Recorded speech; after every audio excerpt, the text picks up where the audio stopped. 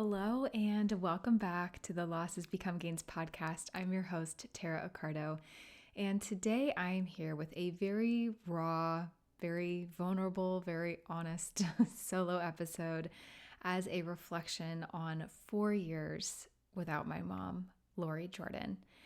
And this episode is releasing a couple of days before my mom actually died, but 4 years ago on December 9th, 2019, my mom died to her difficult and frankly quite brutal and graphic to watch journey with esophageal cancer. So really your gain today is to not only get to know my mom a little better here and there, but really to just have a very real conversation about the pain around losing a mother or a mother figure and what this actually looks like, especially over a little bit of time, because I'm 4 years out from this now. And it's really interesting. I love doing reflection episodes like this. I did this with my dad previously earlier this year. And I think it's just a really interesting and important milestone, if you will, and something to really just take a moment to process and look back on and be like, what have I learned? How have I grown? What is coming up for me now? And so finally, the other aspect of this episode is just to share some things that have been on my heart lately while navigating life without her, in hopes that you or someone you know can resonate with this today. So that being said, if you know someone who might benefit from this episode, I would love for you to share it. I would be so appreciative because especially being pregnant as I am currently recording this year is hitting a little harder than usual, if I'm being honest, and I will get more into that in a bit. But this episode felt really needed and timely today, and especially in this time of year as we're approaching the holidays. So I just wanted to share some reflections and learnings and realizations in case it can help anyone else out there journeying through the death or impending loss of a mother figure as well. Because let me tell you, I experienced some hardcore anticipatory grief with my mom's health decline as well. So really here, we're not only just talking about, the death itself, but at least in my case, everything leading up to her passing. But honestly, whether or not you've lost a mother specifically, I have no doubt some of the things that I will say or get into in this episode will be really relatable for you in so many ways, because I always say this, at the end of the day, loss is loss. And that is not to compare to anyone else's. What I mean by that is we experience loss and grief differently, right? We're all individuals. We all have our own circumstances. We might technically have different losses in life, or maybe if we even have the same ones, like there's many people out there that have lost their moms, right? And the thing is, our loved ones impacted us in different ways, and we're all on our own journeys here. But I think the most beautiful part of grief, one of the most beautiful parts of grief, is how it can bring us all together at the end of the day in this grief club, as we call it, this proverbial club that none of us asked to be in, but find ourselves in. And I just think it's important to acknowledge. And these, again, rather depressing milestones like a death anniversary, I think it's important to acknowledge and to reflect back on. So if this can help anyone out there today, you or someone you know, and just help someone feel a little bit less alone or a little more seen, that is my goal.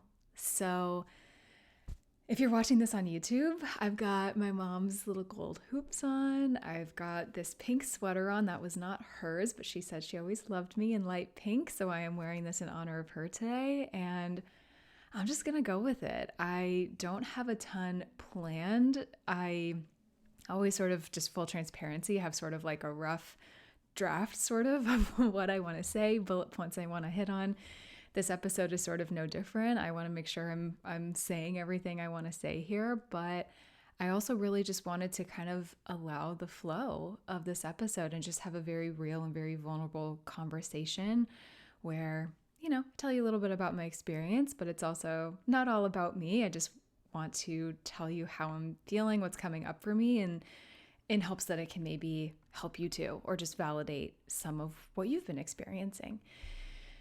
So, with that being said, I just wanted to kind of start with a little bit of who my mom was.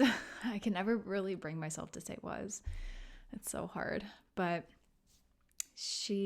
again, her name is Lori Jordan. She was, I believe, 62. 62, yeah, when she died. And I want to first, though, focus on what a light she was in this world. And you hear so many people describe their loved ones like that, and that they were just a ray of sunshine whenever they walked into the room. But really, guys, she embodied the sun. I can't say it in a more poetic way than that. She just had this energy about her. She was a Taurus. She had such Taurus energy. She was vibrant and just unapologetically herself, almost to a fault. Sometimes she was very aloof and didn't always have the most awareness in the world, but we kind of love that about her. Like, she would just walk into the middle of the street and like almost not even look for cars, kind of a thing. And my dad and I would always laugh, and that was the very kind of dark joke, is we're like, Lori, you're gonna get hit by a car one day because you just think you own this place, and everyone's just gonna break for you. It was really funny.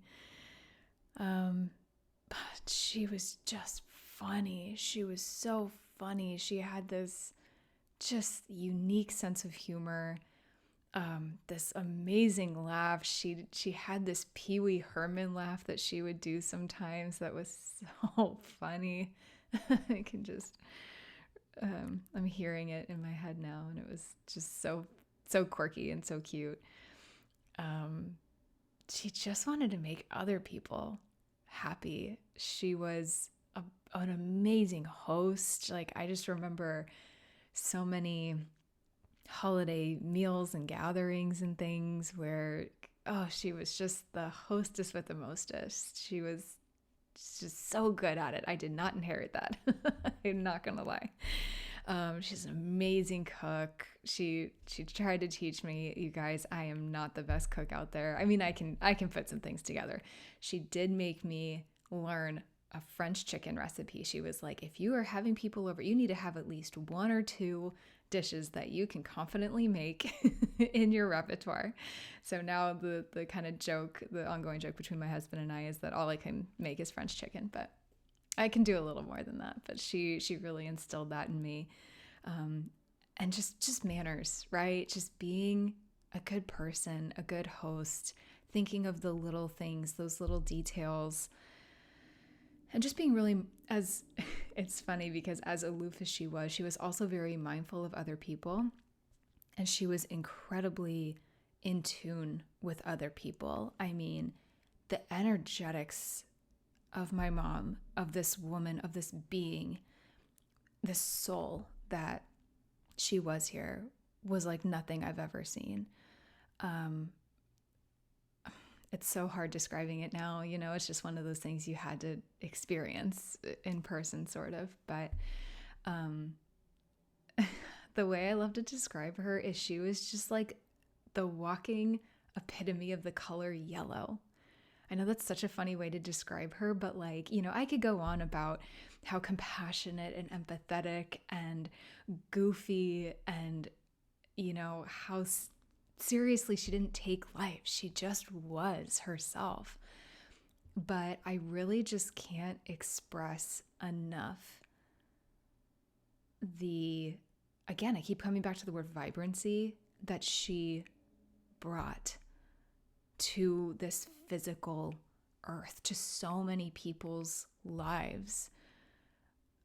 The people that she worked with, friends and family who just loved and cherished her. I mean, she was just fun to be around. She was a good time. She was crazy. She was a little crazy in her youth. Like, she was something else. She was a character.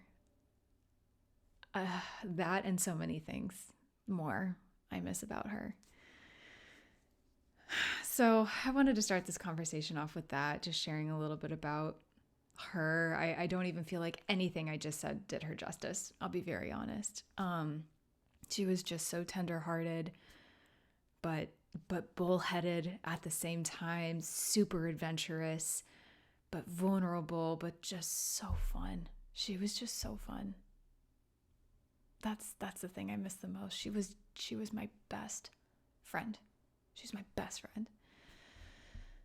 So to just kind of shift this into her journey with cancer, because that is a part of her journey here. That is part of this episode. Very, very, very long story short, I will genuinely try and keep this on a more concise, in a more concise way here. But, and if you've listened to previous episodes of this podcast, you will have heard some of this. I just have never really gone into quite this much detail. But basically, to back up even further, my mom had dealt with GERD, which I'm no doctor, I'm no expert. It's like kind of similar to acid reflux. Please, if there's any doctors or medical professionals here, don't at me with this. But in my experience with what I saw her cope with it was similar to acid reflux. And it got to a point in her life, in her 50s, but the early 60s, where she was, where it was almost to the point where she couldn't keep food down. In fact, I remember this one instance, her and I were at IKEA randomly, and we were literally sitting in the food court having their iconic meatballs, just eating, and she started choking. It kind of wasn't going down. And this was at a point when her GERD and all of her digestive issues, she's just had digestive issues since her 20s. This was nothing new for her, but things were shifting, things were changing, and it was very unsettling. I remember being at that lunch, and even a couple people were looking over, is she okay? It was really intense.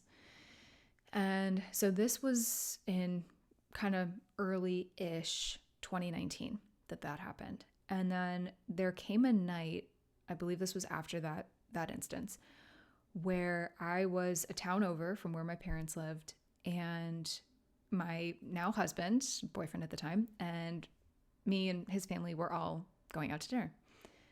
And we get to the restaurant, we hadn't even sat down, and my dad calls me. And he's like, "Hey, just so you know, Mom just came out into the living room, gasping for breath. She cannot breathe. I'm taking her to the emergency room." And I was like, what?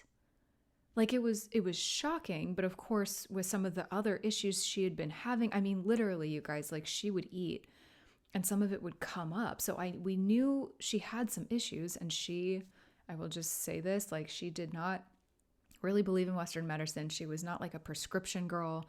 She didn't really go to the doctor. She was very holistic in her way. She was Eastern medicine, acupuncture, all this, which I think is amazing. And that was very much how I was raised, and I'm very much in line with that. But, when there's some things going on, that was just that was one of my biggest guilts and regrets that I had after she died, or even during her journey, is oh my God, why didn't my dad and I push her harder to go to the doctor? Right? If you're having these types of issues that are so intense, that are getting worse, get a scan, do do something, right? Frustrating. It can be very frustrating. But at the end of the day, I'm just going to sidebar for just a second. At the end of the day, if you have a loved one dealing with something like that, or even whether it's anything like my mom's situation or not, but they don't go to the doctor. My father-in-law is like this, will not go to the doctor for anything. It's their life. It's their journey here. We can only do so much as supporters, as bystanders. We can insist, we can push, we can do all the things, but we can't force anyone really to do anything. So that is how I eventually let go of a lot of that guilt and regret, but please know that is something I have very much struggled with. So really, and I'll be honest with you, I first of all, I was completely distraught, obviously, at that dinner. I can't even remember if my dad was just like, don't come for right now, I'll keep you posted, whatever, because clearly I would have just gone and been there. But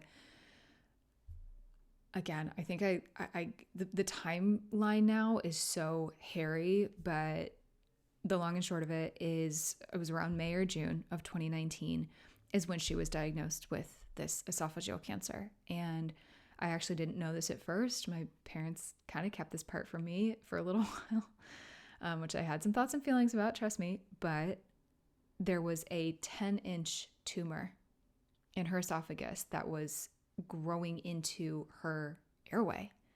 And all the things. I mean, that is massive. And mind you, my mom was like 5 feet tall, barely. Like she was a very short, petite, short blonde hair, curly haired woman. Like we really don't look a lot alike, although some people say we do, which I love and appreciate so much. But I digress.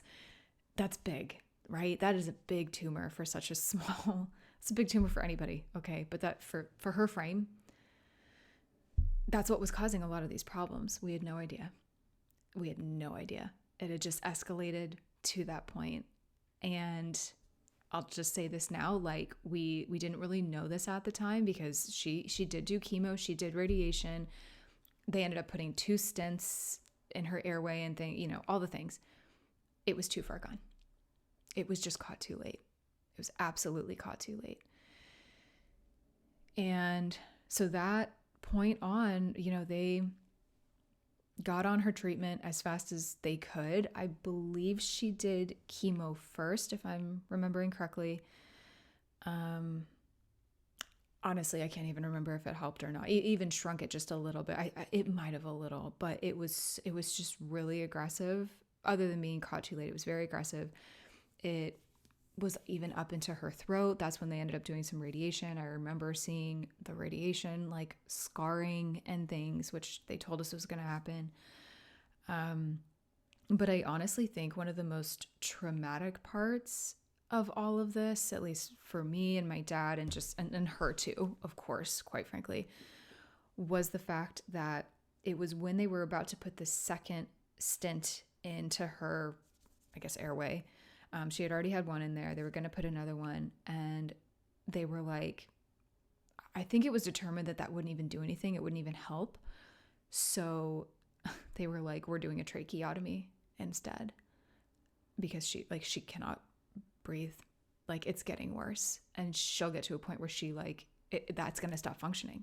And I mean, literally that could have killed her, right? Because your airway's blocked. You can't breathe.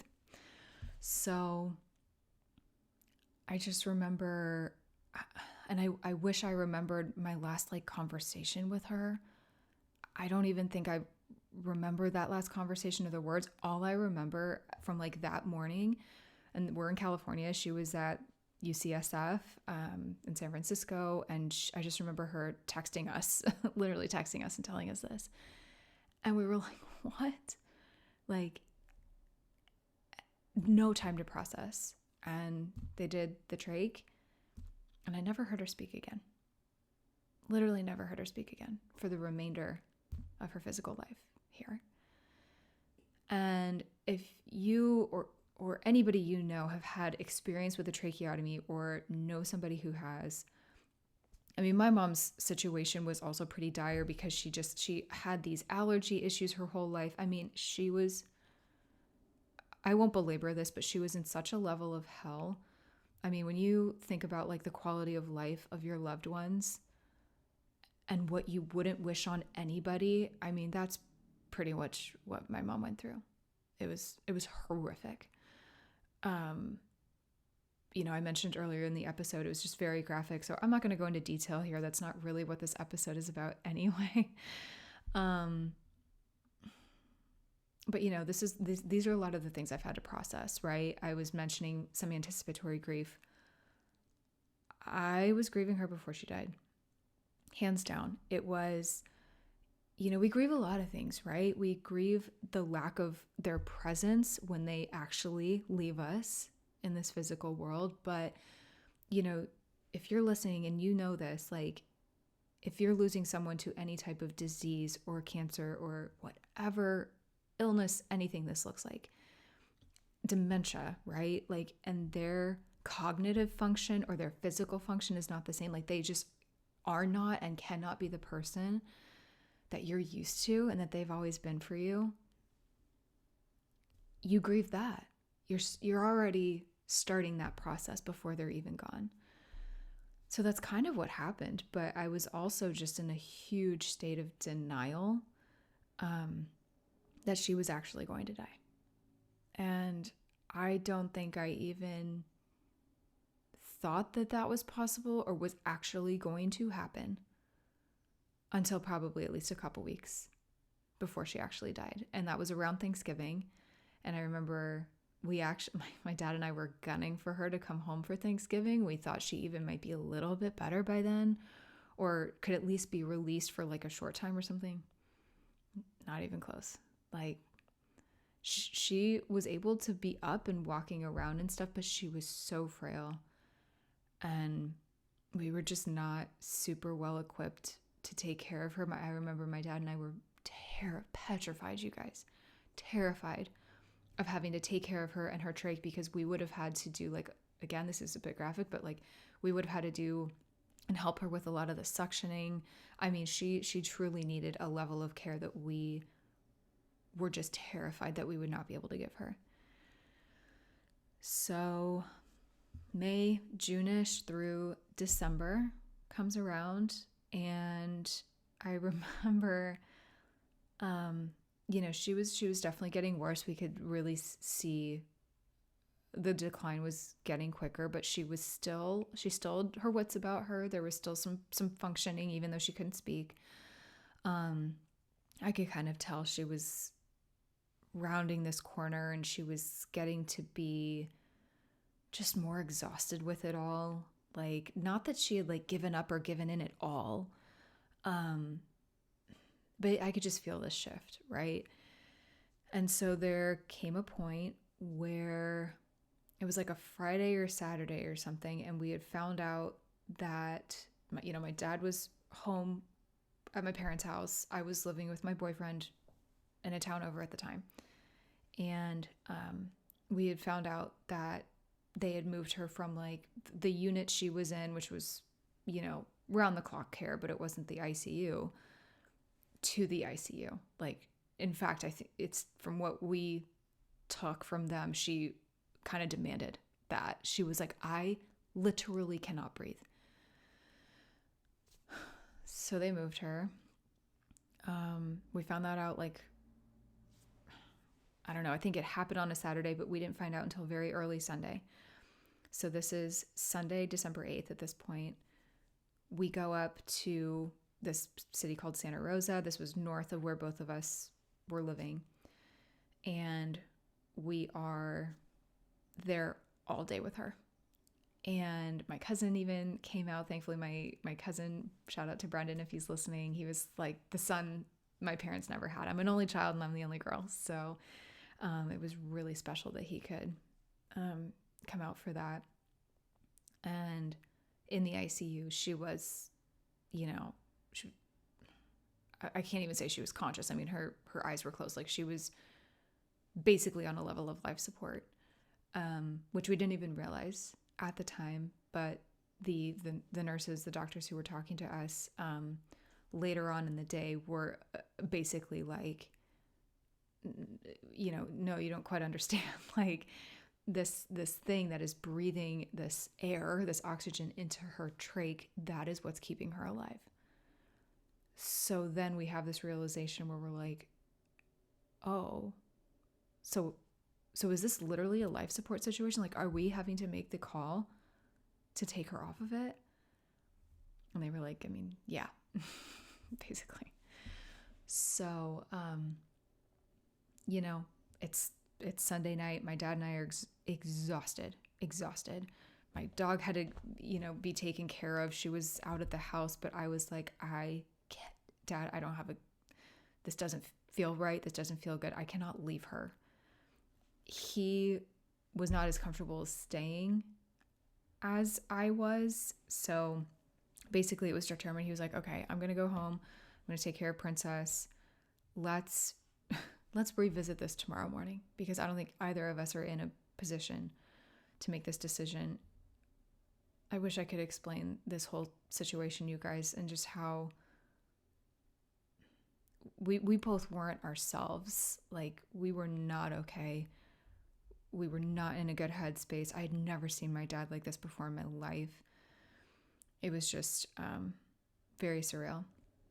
So I think the plan was that, oh, actually, no, I take this back. My plan originally was also to go home and come back with my dad the next morning. And I got a call, and this is such a bittersweet part of this story. In California, oftentimes it'll rain in December, and I was driving through this really beautiful part of the county, and there was this double rainbow over these mountains. It was like, I've never seen anything like this before. And I was pulled over with many other cars taking pictures of this. And I got a call from the hospital, and they were like, hey, so, mom's blood pressure is dropping. You might want to come back. She's not doing very well. And I turned immediately around, got up to the room, got to see her, spoke to some nurses and doctors, could not even tell you what was said. But that's when I determined that I was staying the night. I was not going anywhere. Was not allowed to stay the night in the ICU. So I found a hotel nearby. My now husband, then boyfriend at the time, got off work, brought some clothes. I got Taco Bell for dinner. I mean, I was like, and anybody who's listened to any other episodes of this podcast before, my affinity with Taco Bell, and how Taco Bell pretty much got me through my mom's death. But anyway, went to this hotel and I literally was the first thing I ate that day. I don't even know how I ate it, to be honest with you, but I nibbled on it. Because I just knew that if anything happened to her, or if she was really on her path to dying that night, I did not want to be anywhere else in this world. So lo and behold, I get a call around maybe like 2:15, 2:20ish. I can't even remember, but it was in the 2:00 hour, and it was this very sweet nurse. And she said, hey, sweetie, like, you might want to come over here. Mom's like, the blood pressure's dropping even more. I don't think she has much longer. So you might want to come over here. And I told her, I was like, you call me any time of night, please. Like, wake me up. I will be there. So we drive over. I was shaking. I mean, I was shaking in the car. It was cold. I felt panicked. I felt unsettled. I was petrified I was going to miss it, that she was going to die alone. Thankfully, we got there quickly. I ran up. I checked in. I did whatever I had to do. And I sat with her. My husband sat out in the waiting room. All I needed at the time. I didn't want him in there. And mind you, he had not seen her for months. Like, throughout her entire decline, he basically didn't see her because she was in such a state that I was like, this is her journey. Like, I don't need to be bringing people into this. So he didn't really get to say goodbye to her, which, looking back on it now, makes me a little sad, to be honest. But, and I just sat with her for probably a good hour. And then it was getting close to 3:30 in the morning. And because of the way that she was on this life support, but it was with her trach, right? So it was like kind of making her chest go up and down. So, but what I remember very vividly is I was just there. I was holding her hand. I was crying. I was talking to her. Because the nurse was so sweet. She was like, she can hear you. Talk to her. Make sure you talk to her and just say whatever you want to say. So I was doing that. And in this like kind of moment of silence, could see and hear like an audible, like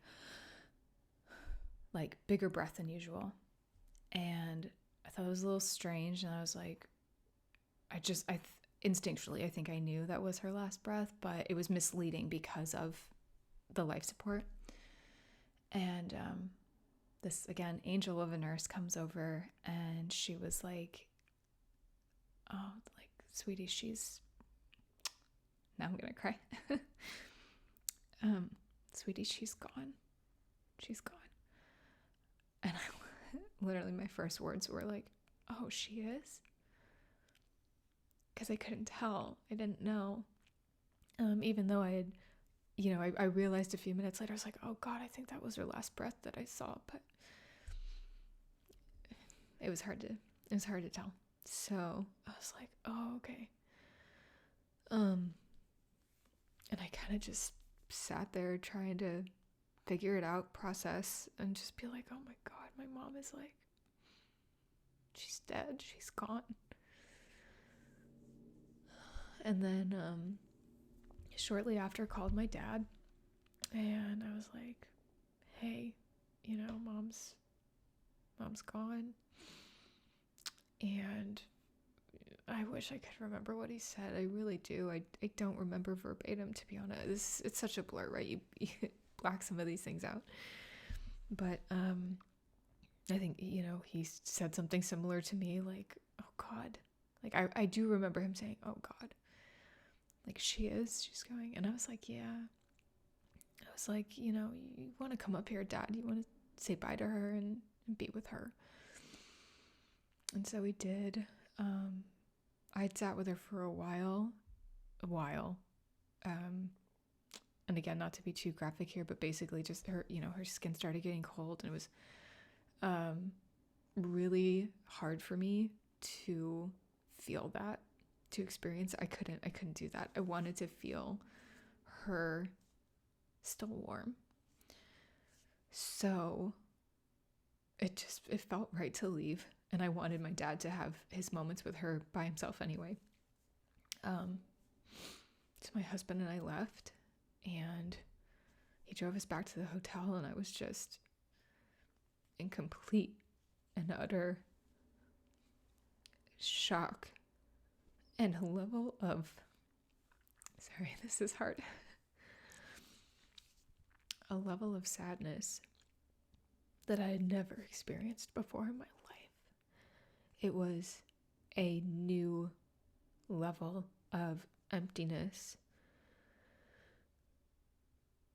that is hard to describe unless you've been there. So I will leave it at that. But it was really sweet. My dad came to the hotel after he saw her and just was like, he just gave me a hug. Like, we just were there for each other for a little bit. He went home. Still had the dog to take care of. We stayed at the hotel, but of course I didn't sleep. I just laid there. Eventually started calling people. We got a croissant and a coffee the next morning. We went to this little cafe. I was just still trying to wrap my head around things. And I actually just had this realization saying this out loud. I've never put this together before, you guys. I have such an affinity for coffee and croissants. And I like to think that that's my love of Europe and everything. But I actually think because just that little coffee and croissant brought me a little bit of joy that morning, that has always stayed with me. That's a pretty cool realization, actually, that I just had. So, yeah, we eventually, we left. We checked out of the hotel. Husband went back to our apartment or wherever he had to go. I went to be with my dad, obviously. And, from there, the next few weeks, mind you, this is all right before Christmas. So I've joked about this and I've said this on the podcast before, but like the holidays may as well have not have existed that year. I'm pretty sure I celebrated in some way with my, now husband and his family, but like I was with just with my dad, trying to be there with my dad a lot. He and I had a little kind of like father-daughter's day. That day we went to this restaurant that we out on the ocean that we all love to go to. And it was really special because that restaurant always reminded my dad of his dad.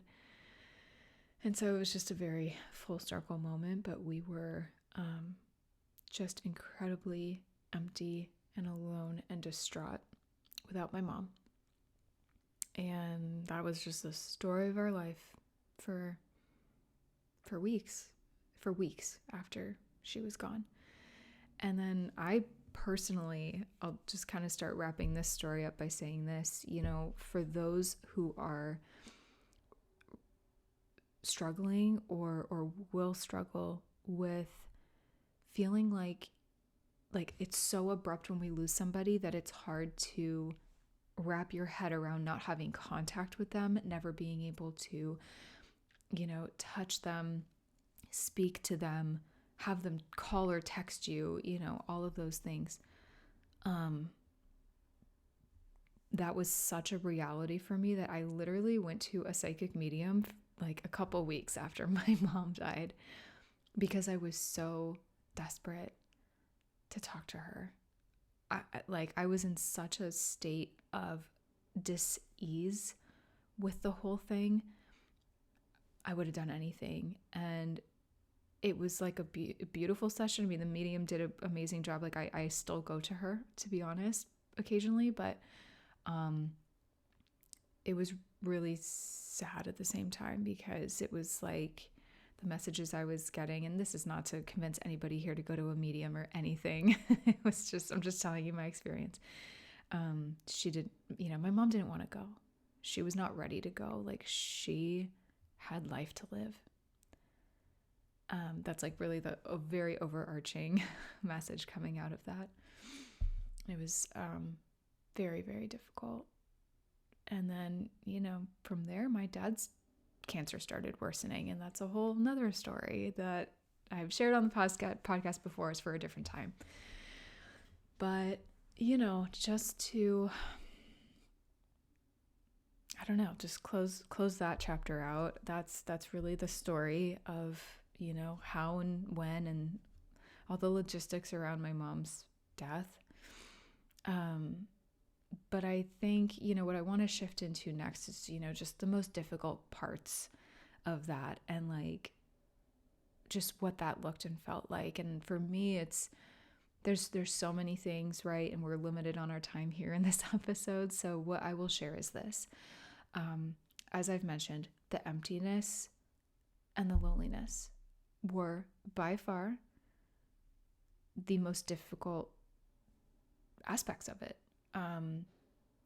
Feeling just so lost without her, not being able, like I said, to hug her, to talk to her. I mean, I told you guys this, like that she was my best friend. So was my dad in his own way.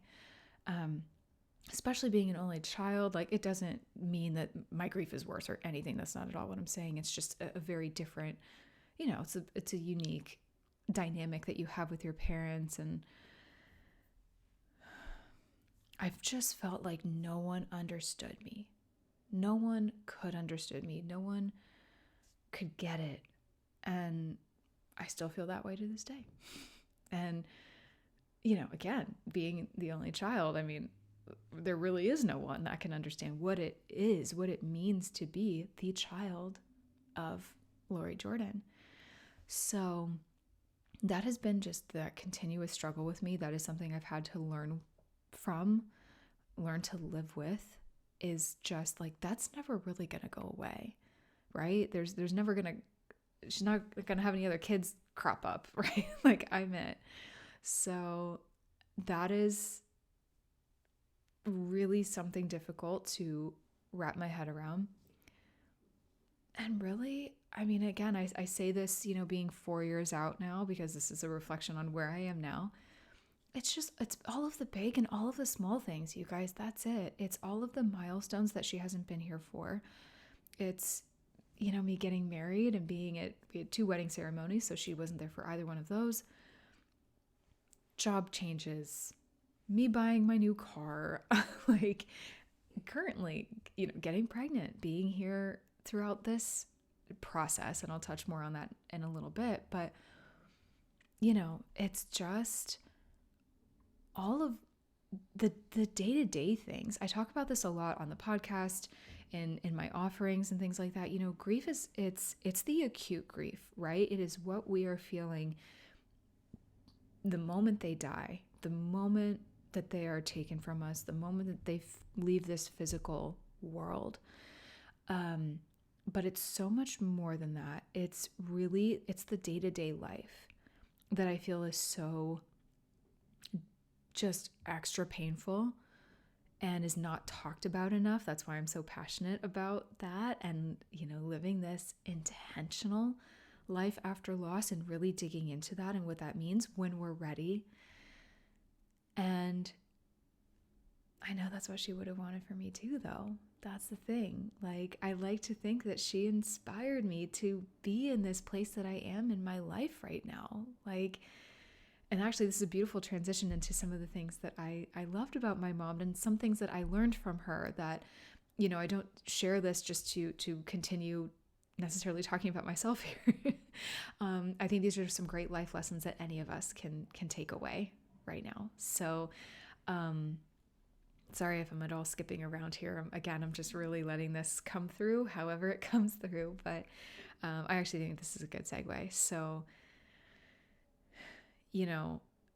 those are some of the things that I'll just say was probably the most, difficult was, like I was saying, it was all of the guttural, massive, like, aspects of her death in the beginning. But really, ever since then, it's when people stop checking on you, right? Yet you're still feeling it.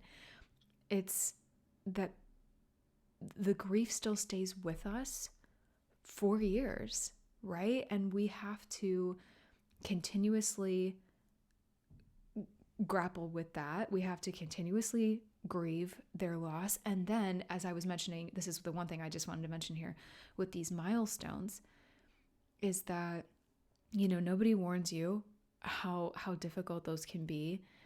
And, there's you kind of have to like re-grieve every time something like that comes up. But then it's also just these little moments where what I wouldn't give to get a text from her, right? What I wouldn't give to have another one of our hour or 2 long conversations or to go shopping with her or go on a walk or whatever it is. And so it's all of those little in-between moments. That's it.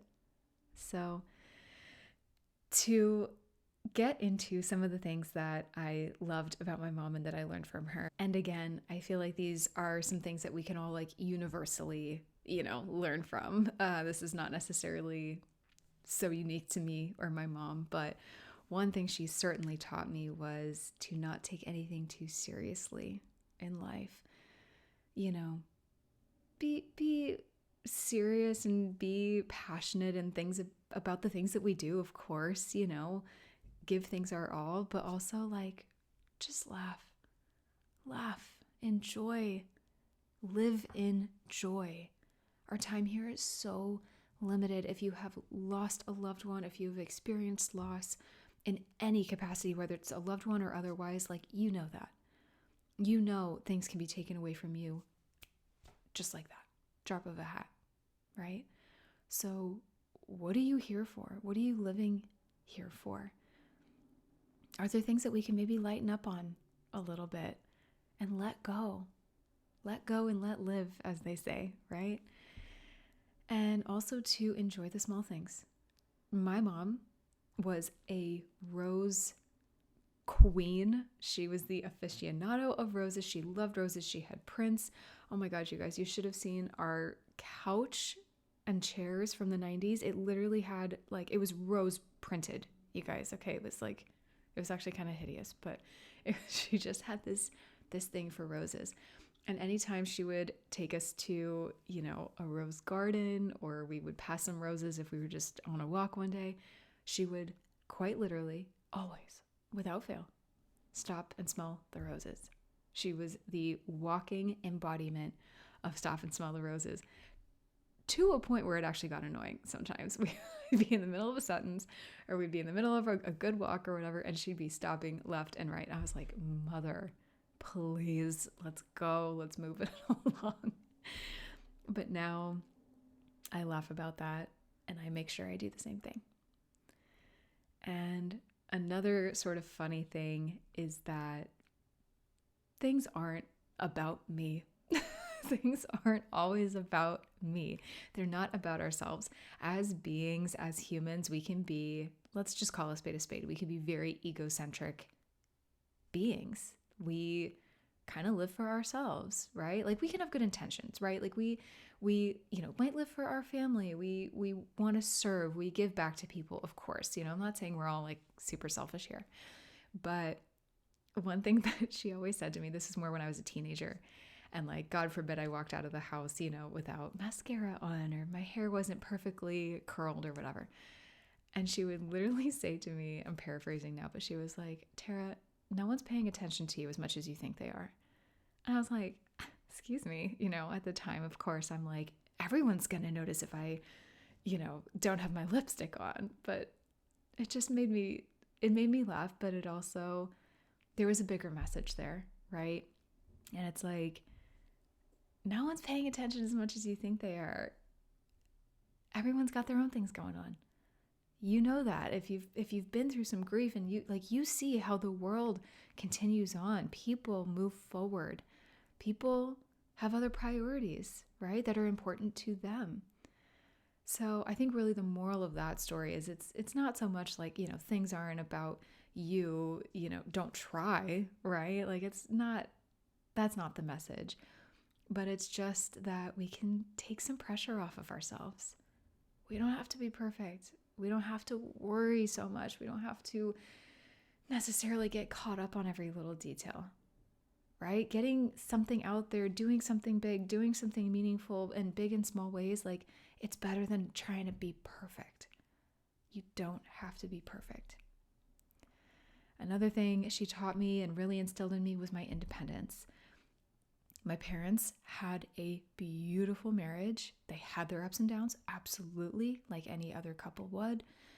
But she did such an amazing job of instilling this independence in me and going after the things I want, and kind of not necessarily like needing a man or needing anybody else to validate me or to support me. And like, of course, that's a benefit. That's something, of course she wants that for me, right? She would want that behavior from a husband for me to be supportive in all the things. But simply put, she was a ambitious, super smart, crafty, really clever woman.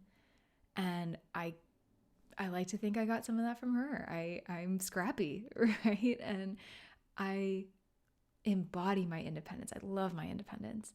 And it's something that's very important to me. And it's just this really empowering feeling of like, man, I can stand on my own 2 feet. I have got this. And it's not for a lack of like needing anybody else. It's not like I'm just like shooing everybody away or being like, I don't need you. But, again, I think it's really more the empowerment perspective and really just living in alignment and living the truest expression of ourselves. And that is such a gift. That is such a beautiful thing to be able to share and pass on with somebody. And another aspect of this, something she taught me was, finding something I love to do in my life. My dad actually really instilled this in me too. I have to give him some credit here. I've talked about him before, but he was this incredible criminal defense attorney. And he really embodied, like, if you do something you love, you will not feel like you're working a day in your life. And that was very much him. So they really both actually instilled this in me. But, again, doing something you love in life, finding your purpose, finding your why for being here, which again, that's a really empowering thing. And I know 4 years out now that I have done that. And I never envisioned myself in the grief space. I did not think I'd lose my parents this soon. But guess what? Here I am. And I know that I was meant to be a teacher, a guide, a empath, a visionary in the grief space. And I don't say visionary to be so like boastful. It's not about that. Literally the term visionary is one of my Dharma archetypes. If you're not familiar with Dharma archetypes, please look them up. Sahara Rose is an amazing resource for this. I learned so much of this from her. Anyway, but that's why I say visionary there. And it's, that teacher, that guide, that empath, that visionary aspect of myself was always in there. I've always felt that, but I never felt it in a way that really clicked. And then when my parents died, I was like, oof, not only have I been through some grief, I know what this feels like, but I'm going to take this a step further. I'm going to help and guide and teach and be there for people. I just want to be someone's North Star. That's it. And not so that they're praising me or anything like that. It's just to be like, I've walked this path too. Let's walk it together. You're not alone. That's it. And my mom was always so supportive of this want and ability to teach and to guide. Seriously, you guys, it has been something I've been doing since I was literally 4 or 5 years old. I was always pretending and playing teacher, literally to the point where she, in the East Coast, when we lived in Pennsylvania, she redid half of our basement and made it into a mock classroom. These are some of the beautiful things that my parents did for me that I was like, you never understand the selflessness that some of our parental figures have at the time. You know what I mean? You realize these things years later. I don't want to get emotional about this, but actually I will get emotional about this if I need to, because she was just so thoughtful in everything she did. And just to really enable me and empower me to be that teacher if I wanted to. And then that came up for me again. I literally moved to a different country. I moved to Italy to get my EFL, my English as a Foreign Language certification, so I could teach. Teaching's a part of me. I don't know what to say. So, and they empowered me to do that. They were like, hell yeah, go. Oh my God, go to Italy. Are you kidding me? When are you leaving? And then they came and visited me while I was there. It was beautiful. It was the last family trip we had. It was the last, almost second to last family trip we had. Being 4 years out now, there's just more about life that I understand. There's more about loss that I understand clearly. It's deeper than us. It's so much deeper than this physical, very material world that we live in. And it's just about how we continue our relationship with our loved ones and the importance of that and the importance of finding that. And wherever you are in your grief today, if you're earlier on, please, feel free to take this with a grain of salt, right? Just put this in the back of your mind for a little while.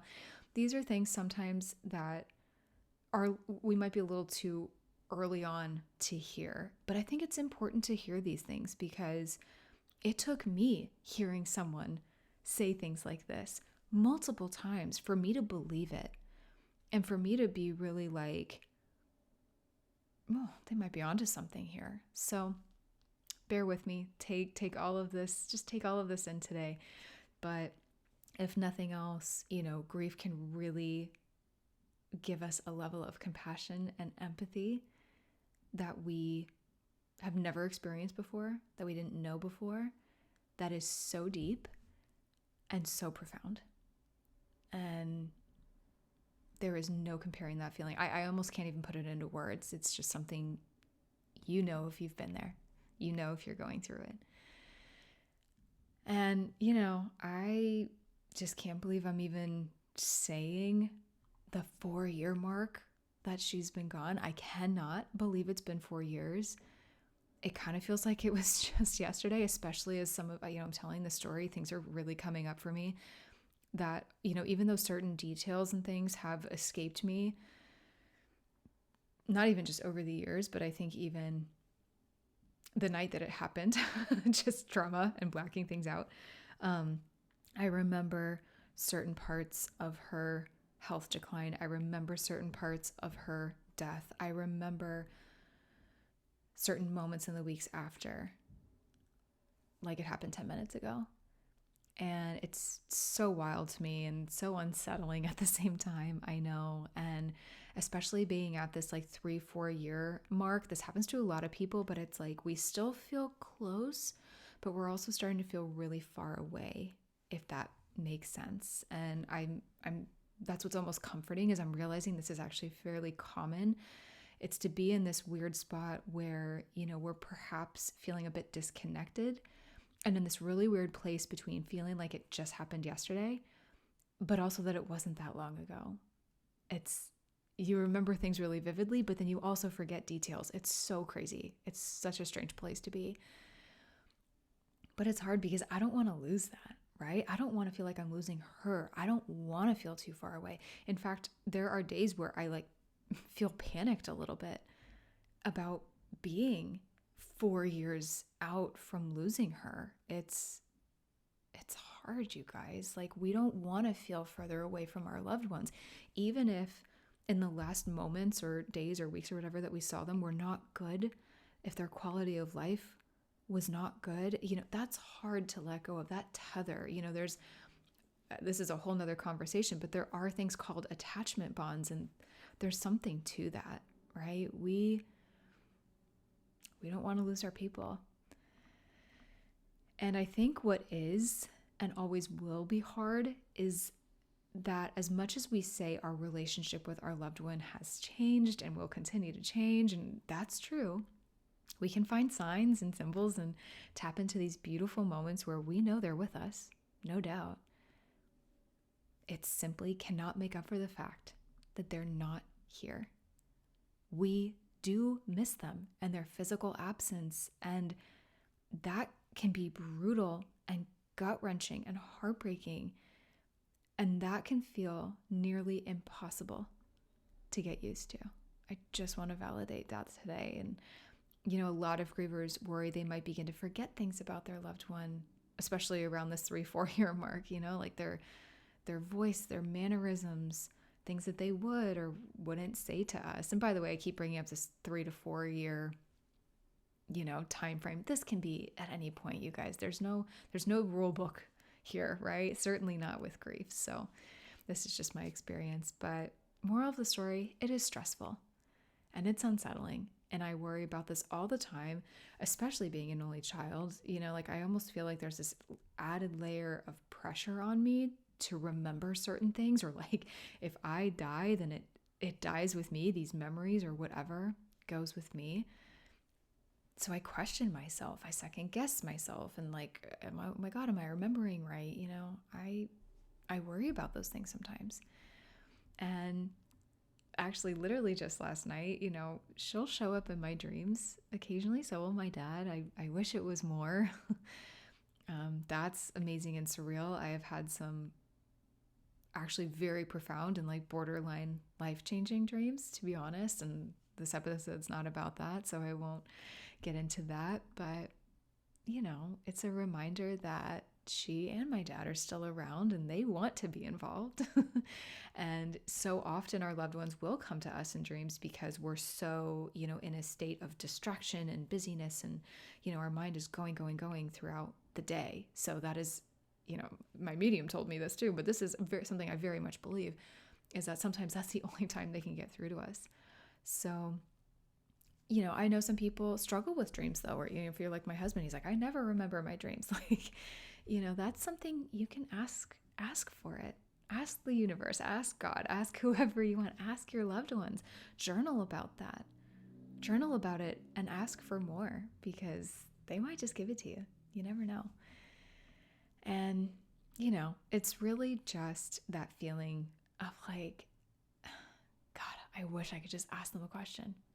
I wish I could fact check this. I wish I could, whatever it is. If I had $1 for every time that, I was talking to somebody or someone brought something up and like, oh, I wonder what mom and dad would say about this, or, oh, I couldn't remember when they lived in Florida and when they moved to Michigan or whatever. And I'm like, oh my God, I wish I could just freaking ask, but I can't. I don't have either one to ask.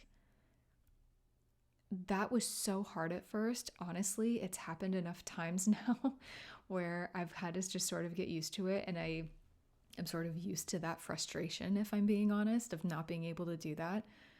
But it never really gets easier. It gets more frustrating sometimes. But that all being said, I really do want to start wrapping this episode up. I wanted to stay here. I mentioned this earlier, but as someone who is currently pregnant, I think this is important to say. If there's anybody here who is planning a family, who is also maybe pregnant as well, but missing a mom or a dad or some parental figure, or if this is just going to be you in the future, this grief and this loss of a mother figure especially, but just a parent loss in general, it's amplified when you are bringing a new life into this world. I really can't describe it, but what I can say is I need my mom. I miss her deeply, and even at 32, I still need my mom for things. I just want to be able to go to her for questions.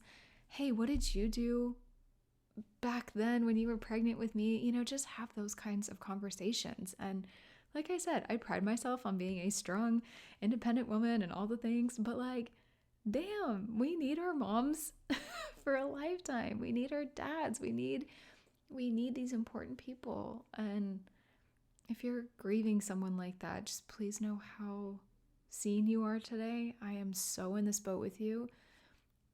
It's not fair. It never feels fair. It's never gonna feel fair when we lose them.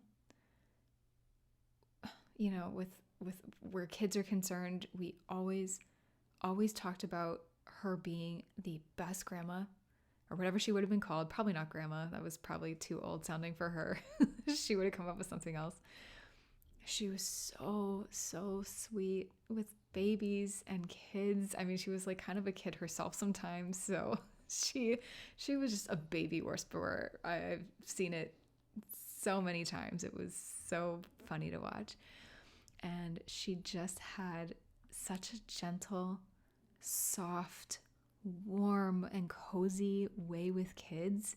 It was exactly how she was with me. She was very maternal. I was so lucky. And, now I find myself not only grieving her not being here for me, but now it's none of that, none of this pregnancy process, none of any of these things that I'm going through that I wish I could talk to her about, none of my child's childhood, none of their adulthood, however much she would have been here for it, none of that. So, that's really been coming up for me, especially coming up on the holidays and all the things. I have been feeling some very immense gratitude lately, if I'm being honest. Like, I realize how fortunate I am in so many aspects of my life. But even that can't make up for some of these voids and these holes that I feel. So, deep breath. I just want to encourage you today. If you're at a point where you feel like you just won't get used to this new reality of yours, this new normal of yours, without whatever loved one that you have lost, or whatever your loss is, right? This could be divorce. This could be a sense of self, your identity, right? Like I lost, well, not the divorce, but I lost that sense of self and identity as I was going through the loss of my mom and my dad as well. I understand that, but I am actually going to challenge you to not think about it that way today. And what I mean by that is don't force yourself to get used to it, and don't force yourself to feel like you need to feel right about their death and come to terms with it. There's almost this, I really don't love the word acceptance. So I'm going to say this resignation. That word really came from someone else I did a podcast recording with, so I'll give him credit for that. But it's more of this logical understanding that, okay, they're not here. And with time, we do understand and, quote, get used to doing life without them here. We start to understand and process what that looks like and what that feels like. That is not easy. And like I said, that comes with just rewiring of the brain and time and grief work and all the things. But as I was saying, we don't need to force that process, and we cannot force that process. That is not healthy, and that's also not realistic, in my opinion. And I think many out there would agree. And when I say it's not healthy, it's just like we just can't hope that time alone is going to cure us, or certainly tamp down our emotions and feelings and not process them. That's what I mean there. So what it is now is just figuring out what your new normal looks like and embracing that along with your grief. Having it be your friend as opposed to your frenemy, right? And this can mean finding new things that you love to do. This can mean finding new hobbies, self-improvement, learning a new language or skill, tapping into a career you never thought you'd do. I mean, I could go on here and I say those examples purposely because those are all things that I've done, right? Like I was talking about my spirituality, my more spiritual side. Like I've gotten into that more than ever. I've read some absolutely life-changing books since I've lost my parents. I have been better about language learning. I mean, some of these, maybe they're a little bit of a distraction, but they're healthy distractions. And they challenge you and they force you to grow and learn a little bit. So it can actually be really beautiful if we embrace that process. Because, like I said, loss is more than just the grief that we feel. The grief is profound and very, very important. Trust me, I don't want to minimize that at all. But I know so many of us struggle with things that go deeper than that. Seeing the light at the end of the tunnel, right? Like just the day to day, feeling like we are just existing and just hanging on by a thread and not really living like we should be. And, figuring out where to go next or what to do with ourselves. This is very much how I felt when my dad eventually died too, when both parents were gone. I questioned my decisions and choices and what I wanted out of my life. I contemplated moving. There's so many things that I was like, okay, I'm embracing this now. Like, I've never been more open to the opportunities in life than I have been since my parents died. I mean, I thought I was throughout my 20s. I've done some things. I've been to some places. I've done some cool stuff. But like, loss and grief can crack and break us open in ways that we could not even begin to imagine. So I just want you to feel empowered by that today. And, by integrating our soul's purpose and thinking about that, in addition to our grief, what we are meant to be doing here in our lifetime, and not only addressing our grief at hand, but incorporating this soul's purpose, our dharma, into our experience and knowing that our world doesn't have to come to an end when our loved ones die. That is a really spectacular feeling. Just trust me on that. If you are not there yet, please give this some thought today. And I know this because I have been there. I am there. I have done the work. And this mindset and being broken open to all of this has quite literally transformed my life. I can't even put a finer point on it than that. It has just transformed my life. In fact, it was handling my grief this way and sort of tackling both my loss and my acute grief and my new life and what I really wanted out of it now, who am I now that my parents are gone, that allowed me to get to the point in my life that I'm at now. So like I said, it is so much of our grief. It's these little moments in our daily life. It is living intentionally and with purpose after loss. So I just want to end this by saying it is possible. It is so possible for you today. Use the lessons that Lori Jordan brought to this world that we've talked about today, and just discover things that make you feel happy and whole, because I promise they are out there. Whether this is with your career or relationships or whatever this is, your soul is a beautiful being that deserves to enjoy its time here. Loss is earth-shattering.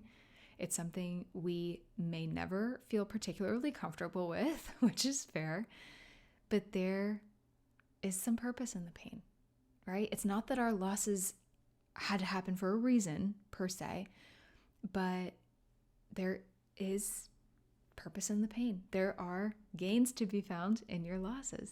So I just want you to remember that, walk away with that today. All right.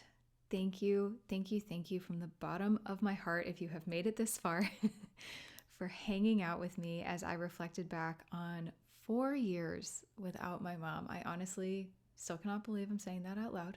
I am sending you endless amounts of love today, and to whoever you have lost, or if you are in the process of losing someone, my heart goes out to you either way. Whatever adversity or difficulty you're journeying through, please remember, as always, you're not alone. There are resources and tools to help you. There are ways to work with me if you feel so inclined. All of this is on my website and linked in the show notes. And I'm just sending you the biggest virtual hug ever. So have a wonderful rest of your day, and I'll see you in the next episode.